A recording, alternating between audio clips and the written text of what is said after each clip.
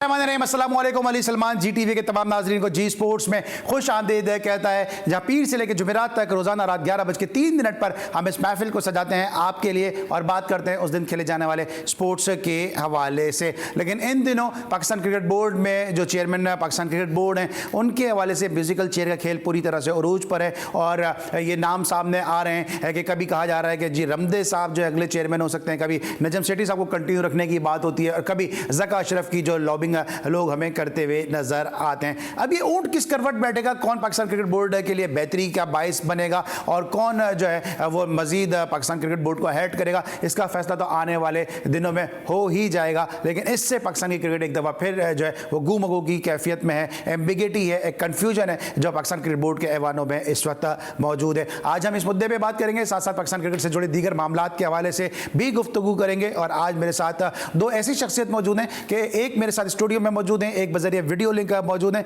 कि दोनों ने एक साथ बहुत ज़्यादा क्रिकेट खेली, अंडर 23 में एक साथ पाकिस्तान को रिप्रेजेंट किया, एक ही डिपार्टमेंट से खेलते रहे, एक ही शहर से खेलते रहे, दोनों एक ही इदारे के लिए क्रिकेट खेलते हुए अपना उन्होंने कैरियर भी तकरीबन उनका एक साथ ही रहा और उसके बाद फिर कोचिंग भी एक साथ ही किए। तो आज दो बड़े ज़बरदस्त क्रिकेटर्स हमारे साथ मौजूद हैं। एक ऐसे क्रिकेटर कि जिनके बड़े भाई जिनको एशियन ब्रेडमैन कहा जाता है और सेंचुरी बनाना उनके लिए एक ऐसा ही था जैसे कोई 10 या 15 रन कर लेता है, तो ऐसे ही शख्सियत हमारे साथ और उनके छोटे भाई मौजूद हैं जनाब सगीर अब्बास साहब जो पाकिस्तान के लिए रमीज़ राजा साहब की क़यादत में अंडर 19 भी उन्होंने लैरी पॉटर की ऑस्ट्रेलियन टीम के खिलाफ खेली जो पाकिस्तान के दौरे पर आई हुई थी। सबसे पहले तो सगीर भाई को शो में खुशामदीद कहते हैं। अस्सलाम वालेकुम सगीर भाई, कैसे हैं? बहुत बहुत शुक्रिया सर। सबसे पहले आपके हम इंतहाई मशकूर हैं कि आपकी तबीयत भी नासाज है लेकिन उसके बावजूद आप हमारी दावत पर स्टूडियो तक तशरीफ़ लाए। आप इतनी मोहब्बत से बुलाते हैं, आपको मना ही नहीं कर सकते सगीर भाई। Thank you so much Sagheer भाई हमारे साथ मौजूद हैं। इसके अलावा बजरिए वीडियो लिंक हमारे साथ अमेरिका से मौजूद हैं, हम सबके बहुत ही अपने, हम सबके बहुत ही अच्छे दोस्त और हम सबकी जान, हमारे बहुत ही अपने साजिद खान। साजिद भाई को भी शो में खुश आमदीद कहेंगे और साजिद भाई से गुफ्तगू का आगाज भी करेंगे। लेकिन सबसे पहले प्रोग्राम का फॉर्मेट आज की top story. Pakistan cricket board ने 2023-24 के सीजन के लिए मैच ऑफिशियल्स पैनल का ऐलान कर दिया। समन जुल्फिकार मैच रेफरी पैनल में शामिल होने वाली पहली खातून बन गईं। ACC women's emerging Asia cup में पाकिस्तान ने नेपाल को 9 रन से शिकस्त दे दी। मैनेजमेंट जिस ब्रांड की क्रिकेट चाहती है उसी के मुताबिक खुद को ढाल रहे हैं सलमान अली आगा।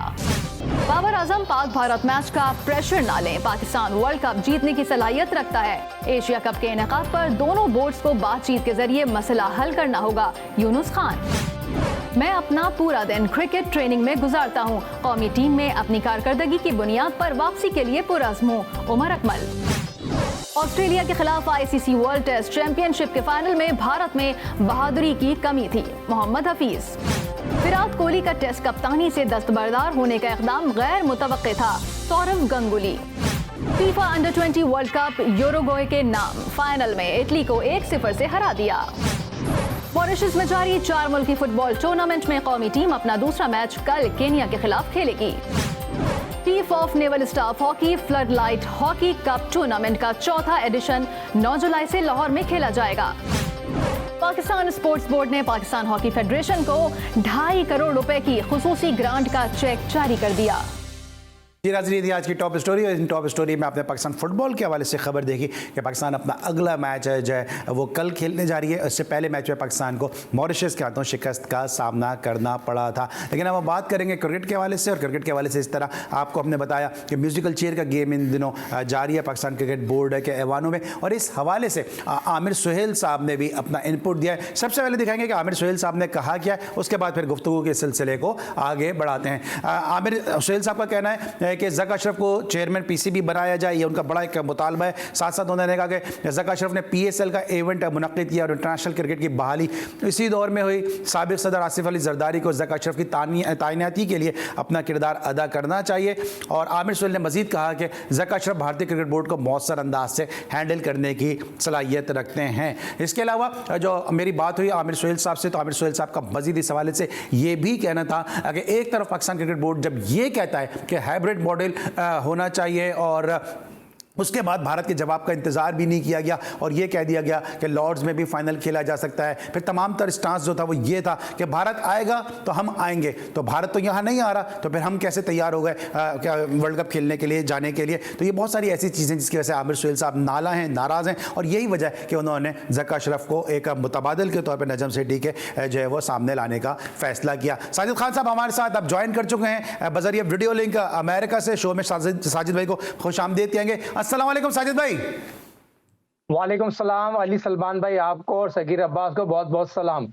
साजिद भाई, इससे पहले कि मैं प्रोग्राम में गुफ्तगू का आगाज़ करूं, एक अफसोसनाक खबर भी आई है कि आप दोनों की कोचिंग में खेलने वाले नौजवान खिलाड़ी जिनको मलिक के नाम से जानते थे, उनका एक रोड एक्सीडेंट में इंतकाल हुआ। जी स्पोर्ट्स की जानिब से, जी टीवी की जानिब से हम इंतहाई ताज़ियत का इजहार भी करते हैं और आप दोनों साहिबान तो बहुत करीब थे उस नौजवान से। उस हवाले से अगर आप कुछ कहना चाहें।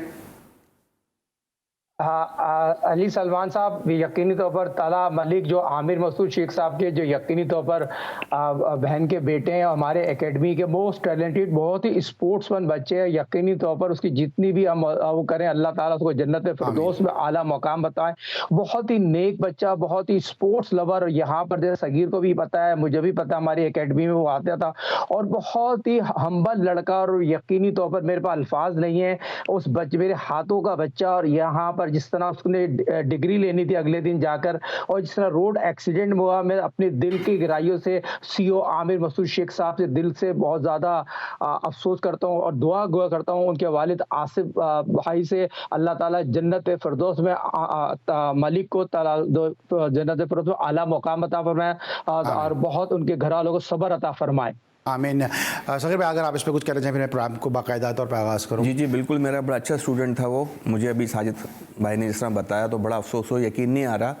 यकीनन अल्लाह ताला की मर्जी होती है, सब नहीं जाना है, लेकिन नागानी मौत पे इस तरह यंग बच्चे के हो जाए तो बिल्कुल, और बहुत अफसोस होता है। बतौर पेरेंट हम सब यही चाहेंगे और यही अल्लाह ताला से कहेंगे कि अल्लाह ताला उस बच्चे की मग़फ़िरत फरमाए और औलाद का दुख जो औलाद का दुख जो किसी भी माँ बाप को ना दे। वैसे तो अल्लाह ताला की मसलियत मशीयत यही थी, लेकिन बहरहाल फिर भी बड़ा एक अफसोसनाक खबर है जो आज मैं प्रोग्राम की इब्तिदा में मिली और यकीनी तौर पर हमारा फ़र्ज़ भी बनता था और आमिर मसूद शेख साहब का हम पे कर्ज भी था कि हम उसका तज़किरा भी करें। लेकिन साथ साथ ये आमिर सुहेल साहब का भी हमने आपको एक टेम्पलेट दिखाया ज़का अशरफ साहब के हवाले से।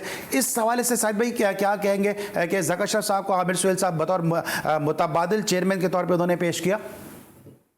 देखिए अली सलमान साहब, इसके दो पहलू हैं। यकीनी तौर पर ज़का अशरफ साहब यकीनी तौर से पहले जो क्रिकेट बोर्ड में आ रहे थे, आमिर सुहेल ऑफ लीडिंग उनके साथ थे, आरिफ अली खान अब्बासी साहब थे, जो मेरे अपने जराए बताते हैं अभी बहुत एक्टिव हो गए। उनके पीछे पाकिस्तान के साबिक सीईओ सुभान अहमद का बड़ा अहम रोल है। सूबाई की टीम वर्क बहुत अच्छी उनकी काम कर रही है और मेरे अपने जराए बताते हैं बहुत एक्टिव हो चुके हैं। और मौजूदा जो पीसीबी के चेयरमैन नजम सेठी साहब को यकीनी तौर पर यहाँ पर हाथ धोना पड़ जाएगा, तो मेरी अपनी नाकद जराए बता। मगर पिछले प्रोग्राम में हमने वादे तौर पर बात की थी, बिलावल भुट्टो साहब वजीर खारिजा यकीनी तौर पर जो इंडिया गए और बहुत अच्छा पाकिस्तान का जस्टिस दिया जाकर उन्होंने बात की। मगर पीपल्स पार्टी की भी ख्वाहिश है, जिस तरह सिंध प्रीमियर लीग हो रही है, सिंध में स्पोर्ट्स के काम हो रहे हैं और ये बहुत इंपॉर्टेंट है कि मिनिस्टर भी पीपल्स पार्टी के अंडर आती है और तमाम यकीनी तो मेरी अपनी नाकस राय कहती है, बल्कि मेरे अपने जराए कहते हैं ज़का अशरफ साहब 101% आ जाएंगे, उसमें कोई दो राय नहीं है। ज़का अशरफ साहब को आने वाले दौर में 2023 में पाकिस्तान क्रिकेट बोर्ड का नया चेयरमैन आप देखेंगे। अच्छा, आपकी साहिद भाई, क्योंकि वक्त में मुझे ज्यादा बातें करनी है, आपकी इनसाइट क्या कहती है कि फिर क्या जब एशिया कप जब होगा तो चेयरमैन सेठी साहब ही होंगे या ज़का अशरफ साहब होंगे? देखिए ये बहुत इंपॉर्टेंट सवाल आपने इसलिए किया है कि इससे पहले तो नजम सेठी साहब बहुत ज्यादा एक्टिव थे, जो मेरे अपने जराए बताते हैं। नजम सेठी साहब तो अपने हमारे पाकिस्तान का बहुत साबिक सदर आसिफ अली ज़रदारी साहब से टाइम भी मांग रहे थे, उन्होंने उनको टाइम नहीं दिया। तो ये वादे तौर पर मैं बता दूं 101% मेरे अपने जराए बताते हैं ज़का अशरफ साहब आ जाएंगे। और नजम सेठी साहब जो यकीनी तौर पर 5 महीने से काम कर रहे थे क्रिकेट बोर्ड में, और जिस तरह एशिया कप के हवाले से बात की, चलो एशिया कप के बाद ज़का अशरफ साहब आ जाएंगे, मगर 20 तारीख को जो इलेक्शन की डेट दी गई है। 2014 के जो कॉन्स्टिट्यूशन रूल जो आपको पता है, जिसमें आपने पिछले प्रोग्राम में जिक्र किया था, वजीर आजम से मुलाकात थी नजम सेठी साहब की, उन्होंने 2014 आइन के तहत जो बहाली करने के लिए बात की थी, तो उन्होंने उसकी भी मंजूरी दी थी। मगर यहाँ पर आप इस प्रोग्राम के तवज्जुह में ब्रेकिंग दे दूं, ज़का अशरफ साहब बहुत स्ट्रांग है और बहुत स्ट्रांग भी आगे। इसकी सबसे पीछे आपको ये बताना जरूरी है, सुभान अहमद साहब का बड़ा अहम रोल है, जो पाकिस्तान के साबिक सीईओ हैं और पाकिस्तान की जो एशिया कप के हवाले से बात की है, और सादा कोच सुभान अहमद साहब और आमिर सुहेल फ्रंट पे काम कर रहे हैं। ठीक है, हम बात कर रहे हैं इस स्टेटमेंट के वाले से। आप क्या कहेंगे सगीर भाई इस हवाले से कि आमिर सुहेल साहब ने इस हवाले से अपने लबकुशाई की, उन्होंने कहा कि सेठी साहब के मुकाबले में ज़का अशरफ जो है वो ज़्यादा बेहतर ऑप्शन है। लेकिन अगर दूसरी तरफ देखते हैं तो नजम सेठी साहब भी एक बड़े मजबूत कंटेंडर हैं, क्योंकि उन्होंने भी जो क्रिकेट के लिए किया वो कम नहीं किया। ठीक है, उनसे इख्तिलाफात रख सकते हैं, उनके लिए ज़रूर कह सकते हैं, लेकिन जो उनकी सर्विस है वो भी तो कम नहीं है। हाँ, देखिए सबके अपने अपने पर्सनल चॉइसेस होती हैं, पर्सनल इंटरेस्ट होते हैं। यकीन आमिर सुहेल और सुभान साहब के अपने इंटरेस्ट होंगे जो चाहते हैं ज़का अशरफ आ जाएं। देखिए ज़का अशरफ ने भी बुरा काम नहीं किया, बहुत अच्छा काम कर रहे थे। जब उनको निकाला गया तो वो बिल्कुल बहुत अच्छे कामों में ही की तरफ ही जा रहे थे। अभी भी जैसे कि नजम सेठी साहब बता रहे हैं, लेकिन देखिए नजम सेठी को कम से कम ये जो एशिया कप है इस तक तो होना चाहिए था, क्योंकि सब कुछ वही हैंडल कर रहे हैं। अब अचानक से एक नया आदमी, यकीनन वो नए नहीं है, लेकिन फिर भी एक नया रोल अचानक से उनको करना पड़ेगा, थोड़ा सा मुश्किल हो सकती है कि आपने क्या करना है, क्या आपने आपकी टीम ने क्या डिसीजन लेना है, क्या सोचा हुआ, इतना आसान नहीं है इतनी जल्दी। इससे फिर हमारा इमेज क्या जाएगा, क्योंकि आप एशिया कप के वाले से एक बड़ा मजबूत स्टांस आप ले रहे हैं, भारत को आप आंखें दिखा रहे हैं, दूसरी तरफ हम जो अपना ही घर हमारा ऑर्डर में नहीं है। देखिए आंखें तो जरूर दिखा रहे हैं, लेकिन उसमें भी आप देखें ना, अजीब सा कोई क्या बयान दे रहा होता है, कभी क्या बयान आ रहा होता है, कोई एक बयान नहीं आ रहा होता जिस पे हम स्टांस लें पक्का कि जी हमारी टीम जा रही है नहीं जा रही, क्या हो रहा है क्या नहीं हो रहा। आपको एक स्टांस लेना पड़ेगा। माशाल्लाह से पाकिस्तान का नाम है, पाकिस्तान बहुत बड़ी प्लेइंग नेशन है, प्लेइंग कंट्री है। अगर आप उसको किस तरह बाहर कर सकते हैं, ICC को भी 1000 बार सोचना पड़ेगा, इतना आसान नहीं है वर्ल्ड कप में हटाना। आपको पता है गेट मनी का मसला होता है, और इंडिया पाकिस्तान के मैच में तो सबसे ज़्यादा गेट मनी होती है, ये तो कोई दो राय नहीं है। तो मेरा ये ख्याल है कि पाकिस्तान को जो भी, अगर ज़का अशरफ भी आते हैं तो मेरे ख्याल में उनको एक ऐसा स्टांस लेना पड़ेगा आगे के लिए कि वो फर्म हो, झोल ना हो ज़्यादा पाकिस्तान, क्योंकि अभी पाकिस्तान झोल बर्दाश्त नहीं कर सकता। इस स्टेज पे पाकिस्तान हर हिसाब से पाकिस्तान बहुत नीचे चला गया, पाकिस्तान नीचे चलेगा। अच्छा साहिब भाई, ये जो आमिर सुहेल साहब का हमने स्टेटमेंट आपको दिखाया, मेरी बात भी हुई आमिर सुहेल साहब से कि उन्होंने भाई ये स्टेटमेंट क्यों कर दिया, इससे पीछे क्या लॉजिक थी। तो उनका ये भी कहना था कि जब भारत के खिलाफ आपका जो मौक़िफ़ था वो ये था कि हाइब्रिड मॉडल आपने पेश किया, ठीक है बड़ी अच्छी बात है, लेकिन अभी वहाँ से जवाब आने का इंतजार नहीं किया कि लॉर्ड्स में हम खेल लेंगे, ये हमारा मौक़िफ़ सामने आया। फिर उसके बाद हम तमाम तर बात इस बात पर कर रहे थे कि भारत पाकिस्तान आगे खेलेगा तो हम खेलने जाएंगे, भारत तो पाकिस्तान आ नहीं रहा, तो हमें हर महाज पे शिकस्त का सामना करना पड़ रहा है। देखिए ये लॉबी नहीं थी, हमने पिछले प्रोग्राम में जिक्र किया था, हमारी ICC में लॉबी नहीं है, इंडिया की लॉबी है। इंडिया पैसे से तमाम मुल्कों को खरीद लेता, तमाम फ्रेंचाइजों को खरीद लेता। जो पाकिस्तान में तो नहीं है, IPL में जितने टीमें गए थे उनको बहुत कोशिश की इंडिया ने, कल तक ये कोशिश की, अब तक ऐलान नहीं किया गया। आपको तो पता है जिस तरह इंडियन लॉबी काम कर रही है, 90% से ज्यादा वो पैसे देते हैं, फंड रेजिंग करते हैं, मगर 10 साल में उनकी कारकर्दगी 0/0 कोई इवेंट नहीं, जिससे कि ICC का इवेंट, मगर ये जरूर कर सकते हैं, डॉलर की चमक से लोगों को खरीद सकते हैं, क्रिकेट को डैमेज कर सकते हैं। 2009 में पाकिस्तान क्रिकेट को डैमेज किया, और आज भी 2023 में इनकी ख्वाहिश यही है पाकिस्तान की क्रिकेट डैमेज। मगर अल्लाह ताला जिसको इज्जत है, हमारा मुल्क बहुत, अल्लाह ताला उनको सलामत रखे, हमारे सिक्योरिटी के इदारों को, हमारी पाक फौज को सलामत, उन्होंने बहुत ज्यादा फ्रंट से लीड किया, और पाकिस्तान के तमाम दुनिया की टीमें आई, दुनिया में जाके पाकिस्तान का नाम रोशन किया। मगर आमिर सुहेल जिस तरह फ्रंट पे आके बात करें तो सारा दिमाग आमिर सुहेल का, और आमिर सुहेल की बात को, इसी बात को मैं सेकंड इसलिए करूंगा, हमें अपना मौक़िफ़ को लड़ना चाहिए, मानना चाहिए, मगर आपको ये बताना भी जरूरी है, जिस तरह टीवी राइट्स की बात किया, जो टीवी राइट्स वाले हैं, और ये जो भी एशिया कप कराएगा उसमें एक ही लॉबी होती है। जिस तरह आपने देखा होगा जो इंडिया में IPL होती है, पाकिस्तान में सुपर लीग होता है, वो टीम एक ही है, यहाँ कराए या वहां कराए, मगर पाकिस्तान को और इंडिया को खास तौर पर जो मैच खेले जाएंगे तो उसके मैच की गेट बनी इतनी होती है, पूरा मैचेस को कवर कर ली जाता है। तो ये भी बताना जरूरी है, पाकिस्तान के बगैर एशिया कप नाम मुकम्मल है, क्या पाकिस्तान में खेलेंगे श्रीलंका, मगर श्रीलंका को इंडिया ने सपोर्ट इसलिए किया है, लास्ट प्रोग्राम में हमने कहा था, इंडिया को ने कहा श्रीलंका के माली हालात इतने अच्छे नहीं, उनको हमने सपोर्ट करना, फाइनेंशियल हालत तो इतनी खराब हो चुके, तो उन्होंने वहां पर अपने आप को मनवा लिया है। मगर पाकिस्तान को अपने आप को बनाना चाहिए था। दुबई ज्यादा बेहतर सेंटर था, और दुबई में लोग ज्यादा आएंगे, श्रीलंका में लोग ज्यादा नहीं आएंगे, और टीवी टिकट दुबई में जो है ना हमारे लोग ज्यादा रहते हैं। जी, साजिद खान साहब के साथ और सगीर अब्बास साहब के साथ गुफ्तगू का सिलसिला जारी रहेगा। इस वक्त लेंगे हम एक ब्रेक, और जब ब्रेक के बाद वापस आएंगे तो मजीद गुफ्तगू करेंगे। मिलते छोटे से ब्रेक के बाद।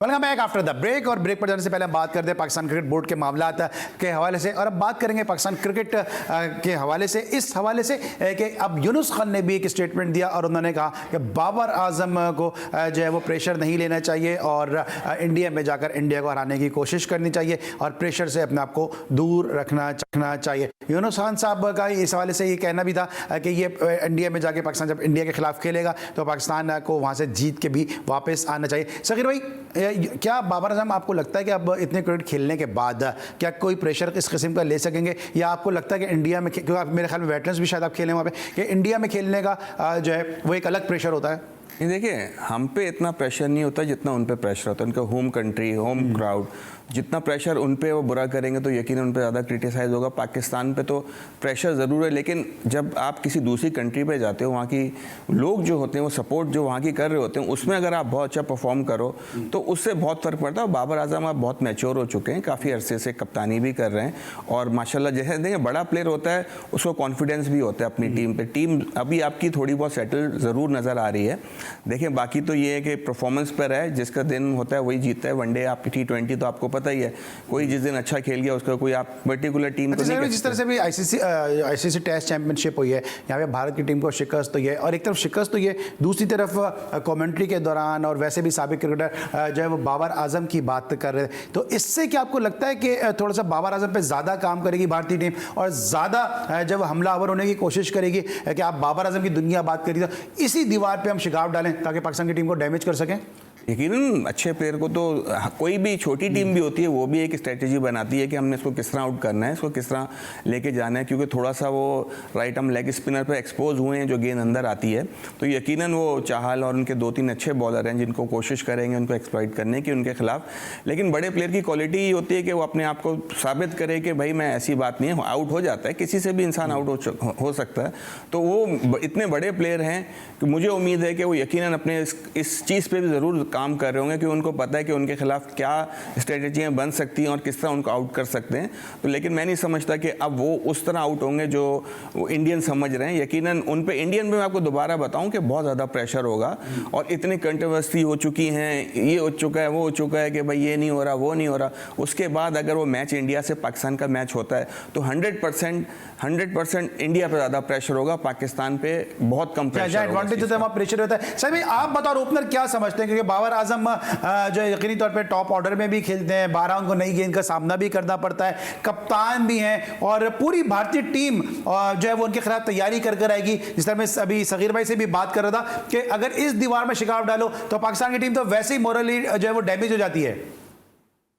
देखिए, जहां तक बाबर की बात की, वर्ल्ड रैंकिंग के नंबर 1 प्लेयर है दुनिया के क्रिकेट में। अगर पाकिस्तान खुश नसीब है, 3 लड़के हमारे वर्ल्ड रैंकिंग में, बाबर की बात करूं, फकर की बात करूं, इमाम उल हक की बात करूं। जहां तक बाबर की बात की, man of the classic quality player Asian player में ज़हीर अब्बास की क्लास नजर आती है, मगर ज़हीर अब्बास तो बहुत ही बड़े प्लेयर थे। बाबर जिस तरह खेल रहे हैं अल्हम्दुलिल्लाह, फकर है पाकिस्तान पे ऐसा प्लेयर हमारे ज़हीर अब्बास साहब के बाद जावेद मिर्जा ऐसा प्लेयर आया है। जिस तरह बाबर की अगर बात की, ग्रेट यूनुस खान ने भी बात की, बाबर को इंजॉय करके क्रिकेट खेलना चाहिए और इंडिया पर प्रेशर होगा। जो जहां पर पाकिस्तान 2023 वर्ल्ड कप खेलने जाएगा तो पाकिस्तान की खुशकिस्मत ही है जो क्वालिफाई करके आएगा। 2 मैच पाकिस्तान को मिलेंगे, उससे पहले खेलने के बाद तीसरा मैच इंडिया को मिलेगा। 1.25 लाख ज्यादा तमाशाई उस मैच में देखने को आएगा। उसका प्रेशर का मजा ही कुछ था। प्रेशर दो भी टीमें खेलती है, इंडिया पाकिस्तान, जो भी खिलाड़ी इंजॉय करके खेलते हैं, प्रेशर को हैंडल करते हैं, तो इंजॉय करके क्रिकेट को इंजॉय करके खेलना चाहिए। जहां तक बाबर की बात की, जब बाबर पहली दफा इंडिया जाएंगे और बाबर की सारी तोपों का रुख बाबर की तरफ होगा और मैन ऑफ द क्लासिस भी होंगे, कप्तान भी होंगे और फॉरन ऑफ लीडिंग भी होंगे। तो मैं समझता तमाम चीजें हों, जिसने 12,000 से ज्यादा रन बनाए हुए हों और बेइंतहा 18 सेंचुरियां बनाई हुई हों और क्वालिटी प्लेयर हो। Man of the classes cover drive देखने के बाबर विराट कोहली का मुकाबला होगा, उसने 72 सेंचुरियां बनाई हुई हैं। तो मैं समझता हूँ दोनों क्वालिटी प्लेयर होगा। बाबर का एज इसलिए ज्यादा है, तो बाबर अब बहुत मैच्योर हो गए हैं, बाबर कॉन्फिडेंस लिए आ गया है। तो मैं समझता हूँ कि पाकिस्तान 2023 वर्ल्ड कप में 4 में आ सकता है। Pakistan, India, Australia, England. ठीक है, अभी जो साहिब ने बात की कि बाबर और कोहली का मुकाबला होगा, इसी टेस्ट चैंपियनशिप में हमने सुना कि फॉर्मर प्लेयर्स ने कहा कि कोहली को बाबर से बैटिंग सीखनी चाहिए। ये चीज़ भी कहीं ना कहीं जो फ्लेयर अप करेगी इस मैच के माहौल को, जो है वो इसका टेम्परेचर बढ़ाएगी। जी सगीर भाई। जी देखें, मेरे हिसाब से अभी भी जो रिकॉर्ड जो भी हो, लेकिन विराट कोहली का एक्सपीरियंस मेरे ख्याल में बाबर से ज़्यादा है। अभी भी बाबर ज़्यादा मैच्योर प्लेयर हैं बाबर से विराट, तो यकीनन बराबर का मुकाबला है। ये ना बोलें कि बाबर बहुत ऊपर है उससे, 19-20 का ही फर्क हो। अच्छा, तो अजय प्रेशर की हम बात करें, सगीर मुझे ब्रेक पे आना, लेकिन अब जिक्र आ गया तो मैं बात कर लूँ। जब सगीर अब्बास बैटिंग करते थे, तो जब सगीर अब्बास बैटिंग करने के लिए ग्राउंड में दाखिल होते थे तो साथ साथ ज़हीर अब्बास का भी नाम चलता था। इससे आप पे प्रेशर आता था, और प्लेयर, एक प्रोफेशनल प्लेयर किस तरह से इस प्रेशर को फिर कोप अप करता है? जी बिल्कुल, प्रेशर बहुत आता है, क्योंकि आपको पूरे क्राउड जो है वो ज़हीर अब्बास ही की नज़र से देख रहा होता है, जो कि अलग अलग कैरेक्टरिस्टिक अलग हैं, वो अलग बहुत फर्क है जी, बहुत फर्क होता है। अल्लाह ताला ने किसी को ज़्यादा नेचुरल एबिलिटी दी होती है, किसी में कम होती है। यकीनन हम कोशिश करते थे उनकी तरह, लेकिन उनका तो हम बिल्कुल करीब में भी नहीं जाते थे। प्रेशर बहुत होता था कि जी परफॉर्म करना है। हमारे 30-40 उस ज़माने में तो आपको 50 भी करो तो आपको तो रन ही नहीं समझे जाते थे। उसमें आप बोला शॉट मार के आउट हो जाओ, जो आजकल के बेस्ट शॉट हैं वो आपको नेक्स्ट मैच नहीं मिलता था, तो वो प्रेशर अलग। अच्छा, दिल में कहीं ना कहीं ये बात आती थी कि मैं जितना भी कर लूँ तो लोग तो ये कहेंगे यार क्या अगर कर दिया तो ज़हीर अब्बास का तो भाई है। बिल्कुल ऐसे ही होता था, और जल्दी आउट हो जाओ तो भी ज़हीर अब्बास का भाई है। 100 भी करो तो नेक्स्ट मैच में दूसरा 100 भी करना है। तो ये अलग से एडिशनल प्रेशर जो होता है, वो एक तो या तो इंसान में इतनी नर्व हो तो बहुत बड़ा प्लेयर भी बना सकता है उसको, लेकिन जो बड़ा होता है वो बड़ा ही होता है, बड़ा होता है। बिल्कुल यही प्रेशर जो है मैं समझता हूँ कि इस वक्त विराट कोहली पे भी होगा एक तरफ, क्योंकि लोगों ने कहा कि बाबर आजम से बैटिंग सीखें। दूसरी तरफ यकीनी तरफ बाबर आजम को भी कहा जाता है कि ये विराट कोहली की हमसरी कर रहे हैं और विराट कोहली जैसी प्लेयर हैं। तो अब देखना ये कि प्रेशर को कौन हैंडल बेहतर तरीके से करने में कामयाब हो सकता है, क्योंकि जो जीता वही सिकंदर होगा। और इस दिन बाबर आजम की सालगिरह भी है। हमें उम्मीद है कि बाबर आजम अपनी सालगिरह को तोहफा अपनी उम्दा कारकर्दगी से पूरी पाकिस्तानी कौम और क्रिकेट जो है सपोर्टर्स हैं, उन लवर्स हैं, उनको देंगे। ब्रेक लेंगे और जब ब्रेक के बाद वापस आएंगे तो जरा विमेंस क्रिकेट की भी बात करेंगे, ज़हीर अब्बास साहब की मौजूदगी का फायदा उठाएंगे और इसके अलावा दीगर मुद्दों पर भी गुफ्तगू करेंगे। मिलते हैं छोटे से ब्रेक के बाद।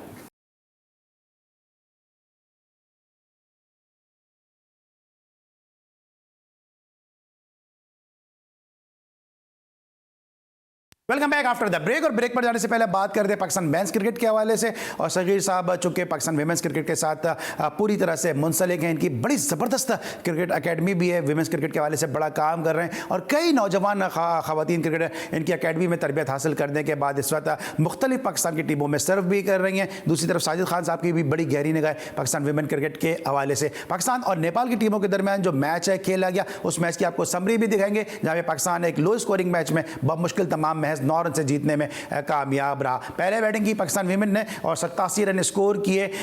शवल जुल्फिकार ने 28 रन से कि इन्हीं के लिए फातिमा सना कप्तान 16 बना सकी और सदफ शम्स ने 12 रन स्कोर किए, जबकि इंदु वर्मा ने मैच 6 रन देकर 3 विकेटें हासिल की और 2-2 विकेटें कविता कंवर और कविता जोशी ने हासिल की। जवाब में पाकिस्तान ने इस टारगेट को दिफा तो कर लिया, इसको डिफेंड तो कर लिया, लेकिन 20 ओवर में 78 रन बनाने का मौका मिल गया नेपाल की खवातीन क्रिकेटर को। कविता कंवर ने बॉलिंग का बैटिंग में भी जो है वो 20 रन स्कोर किए और अरूबा शाह 2 विकेटों के साथ और तूबा हसन 2 विकेटों के साथ नुमाया रही। और यूँ पाकिस्तान 9 रन से जीता ज़रूर है इस मैच में, जिसको शायद पाकिस्तान को अच्छे मार्जिन के साथ जीतना चाहिए था। सगीर भाई से ज़रा आगाज़ करेंगे इस विमेंस क्रिकेट के हवाले से। सगीर भाई, हम बार बार देखते हैं विमेंस क्रिकेट के हवाले से बहुत काम हो रहा है, बहुत बातें हो रही हैं, लेकिन क्या वजह आप समझते हैं? क्या नेपाल से हम 9 रन से जीत रहे हैं, थाईलैंड से हम हार जाते हैं, कंसिस्टेंसी नहीं है पाकिस्तान की विमेंस क्रिकेटर्स में?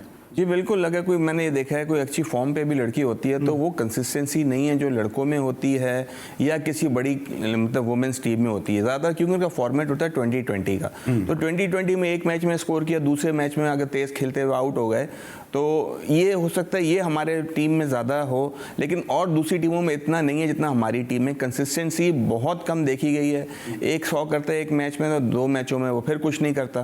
तो जब तक कंसिस्टेंसी प्लेयर्स में नहीं आएगी तब तक आपकी टीम कैसे आगे जा सकती है? आपको, आप विमेंस क्रिकेट से जुड़े हुए हैं, आपको लगता है अलार्मिंग साइन है कि हमें पता ही नहीं होता हम थाईलैंड से खेलने हम जीतेंगे, हम नेपाल से खेलने हम जीतेंगे, टम्बकटू से खेलने हम जीतेंगे? नहीं, बिल्कुल कॉन्फिडेंस नहीं होता। आपकी बड़ी टीम का भी ये हाल होता है। छोटी टीम तो अभी आप देखें ना, नेपाल जो फर्स्ट टाइम मेरे ख्याल में मैंने नाम सुने हैं ये सारे, पहले मैंने कभी नहीं देखा, और आपकी 4-5 लड़कियां जो पाकिस्तान को रिप्रेजेंट कर चुकी हैं वो भी इसमें खेल रही हैं। जैसे अरूब शाह हो गई, फातिमा सना कप्तान है, और हमारी शम्स हैं, वो एक और नतालिया परवेज़, वो भी कुछ नहीं कर सकी, वो भी 0 पे आउट हो गई है। क्रिकेट है, वो 0 पे आउट होने वाला मसला नहीं है, लेकिन ये कि या तो आप पूरे प्रॉपर क्रिकेटर भेजें जो कि यंग हैं, जो उनको फ़ायदा भी हो। आप इतने आप जो जिस पाकिस्तान की टीम की लेवल के प्लेयर आप उसको टच कर रहे हैं, आप उसको उधर भेजें, वो भी वो परफॉर्म नहीं कर रहा है, तो कहीं ना कहीं बीच में कोई गैप ऐसा है कि आपको देखना पड़ेगा और उसको सॉल्व करना पड़ेगा। या आपकी कोई कोचिंग में प्रॉब्लम हो रही है, या आपकी लड़कियां इतनी मेहनत नहीं करती हैं। लेकिन मैंने ये देखा है हमारे पास जितनी भी लड़कियां हैं वो बहुत ज़्यादा मेहनत करती हैं। ख़ासतौर पर मैं पंजाब का इतना नहीं पता, अभी हमारे पास PIA एकेडमी में 5-6 लड़कियां आती हैं। मुनीबा हो गई, उमैमा हो गई, एमन अनवर हो गई, 24 घंटे ये ग्राउंड में लगी रहती हैं और इतनी मेहनत करती हैं कि आप रिजल्ट तो फिर नहीं आता ना। शायद भाई आप कुछ इस हवाले से कहना चाहेंगे कि पाकिस्तान की जो विमेन क्रिकेट है वो उस तरह से पूरी तमाम तर सहूलियात देने के बावजूद भी उस फेज में नजर नहीं आ रही, इस फेज में अब तक, उस शेप में अब तक पाकिस्तान की विमेन्स क्रिकेट को आ जाना चाहिए था? देखिए अली सलमान साहब, बहुत इंपॉर्टेंट सवाल इसलिए, सगीर अब्बास एक क्वालिफाइड कोच है, वुमेन्स में बड़ी ग्रिप है। पाकिस्तान के अगर मौजूदा अगर बात की जाए, सेटअप की बात की जाए, पाकिस्तान वुमेन्स टीम को फौरी तौर पर जिम्मेदारी दे देनी चाहिए और इनकी जिम्मेदारी का फायदा लेना चाहिए। जो पास में इन्होंने जो पाकिस्तान की ग्रेट जवेरी की बात करूँ, किरण की बात करूँ, ये बहुत सी डेंटिस्ट की बात करूँ, ये सगीर अब्बास क्रिकेट अकेडमी से खेलते हैं, पाकिस्तान से ओवरसीज टूर कर चुके हैं। और पाकिस्तान की अगर वुमेन्स क्रिकेट की बात की, सगीर अब्बास की खदमात का फायदा लेना चाहिए और लाइकी डिसलाइकी का सिलसिला खत्म होना चाहिए। जिस तरह पाकिस्तान के अगर बात करें तो जो भी आए, ज़का अशरफ साहब आए या आमिर सुहेल साहब आए, सुभान साहब है, सगीर अब्बास जो ज़हीर अब्बास के भाई हैं, उनकी क्रिकेट की एबिलिटी इतनी है, कोचिंग की इतनी एबिलिटी, की जिम्मेदारी का फायदा लेना चाहिए। उनकी खिदमत यकीनी तौर पर वुमेन्स टीम में बहुत ज्यादा है। और जिस तरह PIA क्रिकेट अकेडमी के जिन्होंने जिक्र किया, DGM स्पोर्ट एरिक जॉनसन को अगर यह क्रिकेट ना जिस तरह उन्होंने काम किया है, ग्राउंड बनाए, आप इंटरव्यू दे रहे हैं या अपना इंक्रीमेंट बढ़ा रहे हैं? नहीं, एकेडमी में जिस तरह 1000 बच्चा मैं पूछ रहा हूं ना, ये इंटरव्यू दे रहे हैं, अपना इंक्रीमेंट बढ़ा रहे हैं। देखिए जो हक और सच की बात करना चाहिए। अच्छा हक और सच की बात करते जरा ये बताएं, क्योंकि टाइम कम है। हक और सच की बात करते हैं कि इंडिया पाकिस्तान का मैच है। अब साजिद खान जबरदस्त ब्लास्टर बैट्समैन को कैसा लग रहा है कि क्या पाकिस्तान अपसेट कर सकेगा? क्योंकि आज जो नेपाल के खिलाफ पाकिस्तान खेला है उसको देखते हुए तो नहीं लग रहा कि पाकिस्तान जो है वो कोई टफ टाइम दे सकेगा इंडिया को।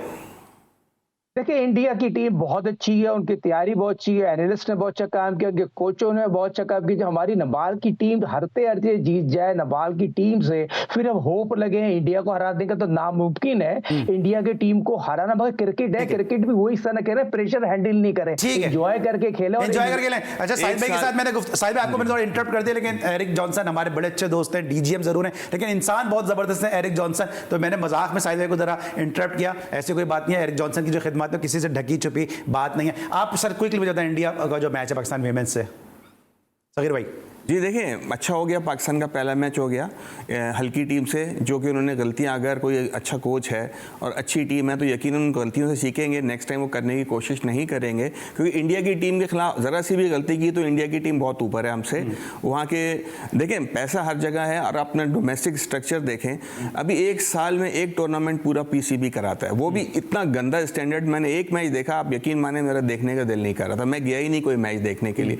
अगर आप पूरे साल में एक मैच करवाएंगे, 2 मैच होंगे तो ऊपर नहीं आएगी। और बिल्कुल, और अब ये देखें टीम आपकी बाहर जा रही है, आपने सेकंड फेज में उनको उस टूर्नामेंट में नहीं डाला, उनको सिर्फ प्रैक्टिस करवा रहे हैं। प्रैक्टिस सही है अपनी जगह पे, लेकिन जितना इंसान खेलने से सीखता है। अच्छा साहिब भाई, थोड़ा सा वीमेंस क्रिकेट पे हमने बात कर ली, लेकिन बड़ी इंपॉर्टेंट एक खबर है, वो ये कि जो है वो शाहीन शाह अफरीदी को दौरे श्रीलंका में जो है वो रेस्ट दिया जा रहा है। हमारे कई बॉलर ऐसे हैं, आपके खुद PIA के मोहम्मद जाहिद जो है वो श्रीलंका में जाके अनफिट हो चुका, उनका कैरियर जो है वो खत्म हो चुका है। इस डिसीजन को किस तरह देख रहे हैं? देखिए बैकफायर कर गया। डायरेक्टर जो कोच बने हुए मिक्की की, या आप मुझे बताइए पाकिस्तान ने क्रिकेट कितनी खेली, अब रेस्ट क्यों करा रहे हैं? कंटिन्यू क्रिकेट खेल रहे हैं ना, वो इंग्लैंड में भी तो खेल रहे हैं अभी। अली सलमान साहब, टेस्ट मैच क्वालिटी क्रिकेट है, असल पहले टेस्ट मैच क्रिकेट है, ये तो आप अपने पैर। मगर डायरेक्टर जो बने में मिक्की से ये पूछे आपने कैसे रेस्ट करने का फैसला करा दिया, उसने कौन सी पीछे क्रिकेट खेलते हुआ रहा है? आप जब तक टेस्ट मैच नहीं खेलेंगे, लंबी बॉलिंग नहीं करेंगे, आपने वर्ल्ड कप खेलने जाना है, एशिया कप आपने खेलना है, और आप ग्रेट बॉलर कब बनेंगे? जब ग्राउंड में आप बॉलिंग करेंगे। तो इस तरह की जो खेल रहे हैं, क्वांटिटी खेल रहे हैं, ये तो आप अपने पैसे कमा रहे हैं। ठीक है साहिब भाई, ठीक है, मैं जरा सर मेरा शो खत्म वक्त हो रहा है, क्विकली बता दें। सुने इसका मतलब है जो मिक्की है कट खा गया, इसका मतलब है मिक्की जो कांटेक्ट करा रहा है। ठीक है सगीर भाई, आप क्या कहेंगे इस हवाले से?